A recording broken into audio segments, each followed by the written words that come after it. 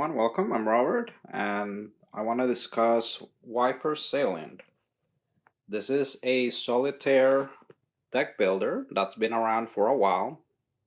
Currently, you can get it by purchasing the digital print and play files. I'll leave a link to that. Or you can buy a copy from the game crafter, like I did.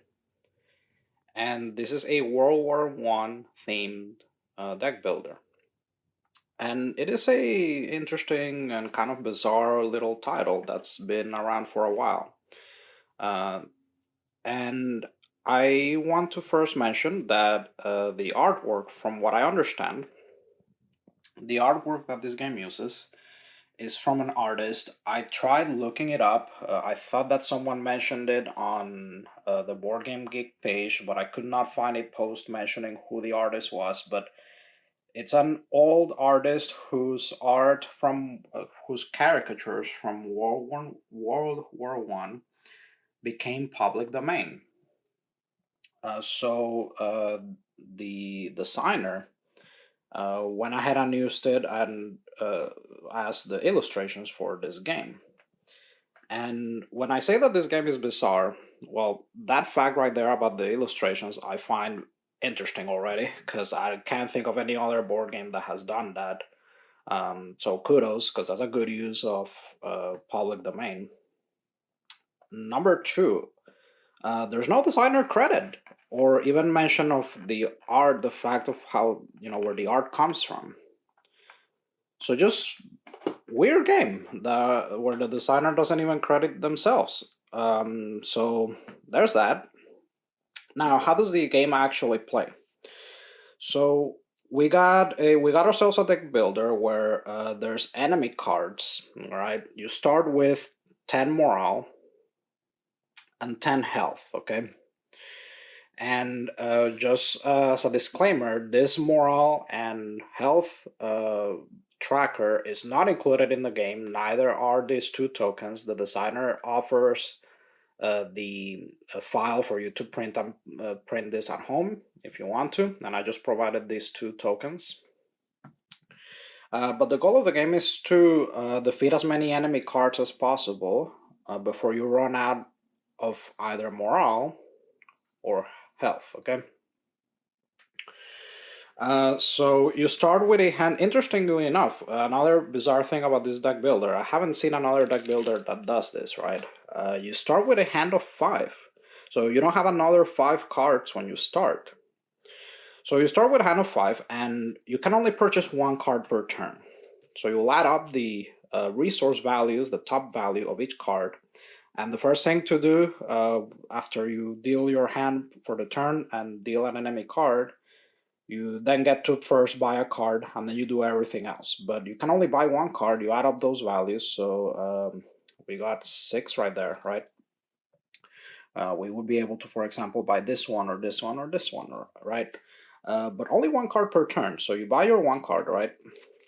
And then you put your played cards in the discard pile, you shuffle, and you draw a card of 5. So you very, very slowly build your deck, one at a time.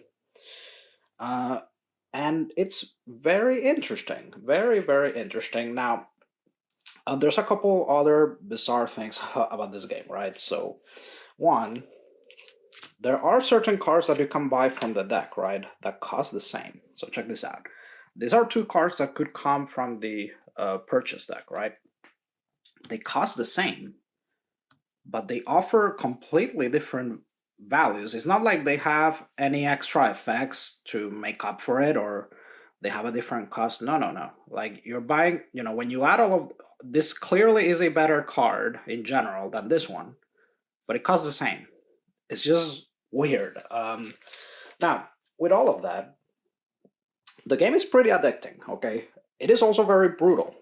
So it is a game that plays quick, and the game states in the rule book, that winning.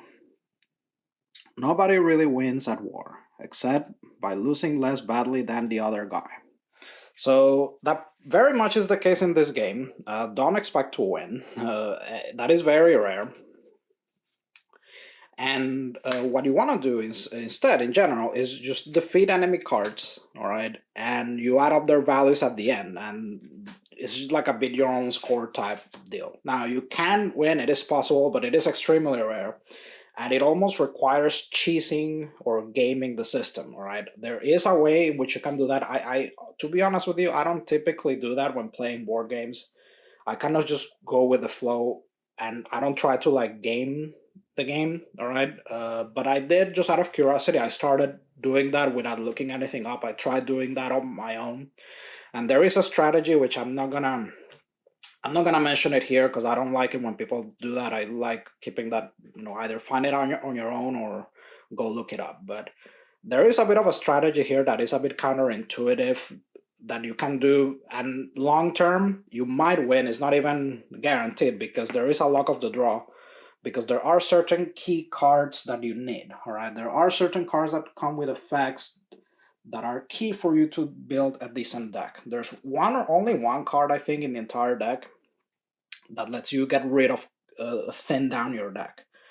And there's a very key card that lets you, before the enemy deals damage, put one of the enemy cards back on top. So it's just a game that's so all over the place, right? But yet, I love it. Like, it's addicting. I played it over and over and over. It plays quick. It fits in this little box, right? The rules are that simple. The rule book is a bit weird. It doesn't mention the fact that it doesn't explicitly mention that you have to discard your entire hand.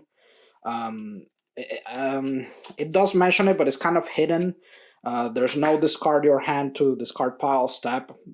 Doesn't mention it, so it's not super clear on that. Everything else is very. It's a bit weirdly written, but it's there, and it's a very simple game with a simple turn sequence, and it's just addicting, folks. It's just one of those games where it's so brutal. It's so brutal, and it does convey that from the being a war game, um, and like nobody ever really wins type deal. I don't know how much of it is on purpose or by accident, but there is. This does capture that really well, and it plays quick. If you want to play it quick and dirty, or if you want to game the system like I did, which is a more of a long-term strategy, see where it goes, you can do that. But I found that tedious, to be honest with you. And I've played this 10 times and I didn't win once, so that's all right. I still like it. It's very mathy though. Keep that in mind. The minority of cards are the ones that have an effect. Everything else is just you adding up those numbers, right? But it's still pretty addicting. And in on the side of, when speaking of components, the sleeved game won't fit back in this box from the game crafter, which is unfortunate. I just took one of the crayon boxes. It'll fit back in there. I had to provide this. Like I said, I find it a strange omission how the game doesn't include this tracker, because it's very helpful, or the tokens to keep track of it. But other than that, folks, if you don't mind printing a 50 something card game at home, you can use the print and play files internationally.